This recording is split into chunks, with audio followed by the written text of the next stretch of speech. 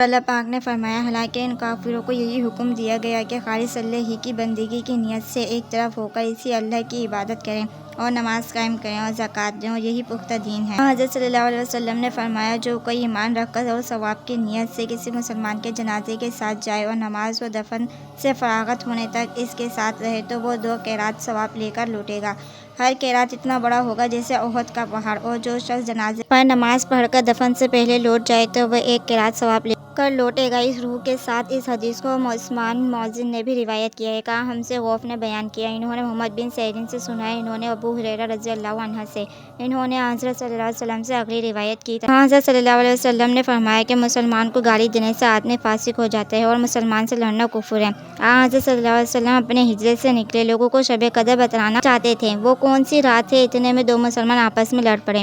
آپ صلی اللہ علیہ وسلم نے فرمایا میں تو اس لیے باہر نکلا تھا کہ تم کو شب قدر بتلاؤں، اور فلاں آدمی لڑ پڑے تو وہ میرے دل سے اٹھا لی گئی، اور شاید اسی میں کچھ تمہاری بہتری ہو، تو اب ایسا کرو کہ جب شب قدر کو رمضان کی 27ویں، 29ویں اور 25ویں رات میں ڈھونڈا کرو۔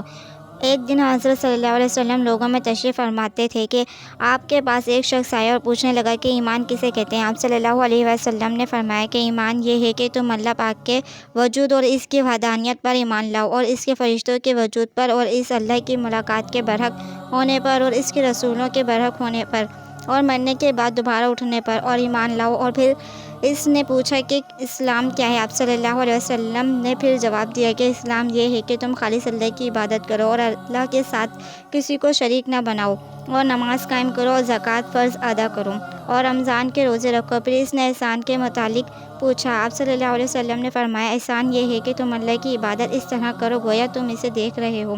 اگر یہ درجہ نہ حاصل ہو تو پھر یہ تو سمجھو کہ وہ تم کو دیکھ رہا ہے۔ پھر اس نے پوچھا کہ قیامت کب آئے گی؟ آپ صلی اللہ علیہ وسلم نے فرمایا کہ اس کے بارے میں جواب دینے والا پوچھنے والے سے کچھ زیادہ نہیں جانتا، البتہ میں تمہیں اس کی نشانیاں بتلا سکتا ہوں۔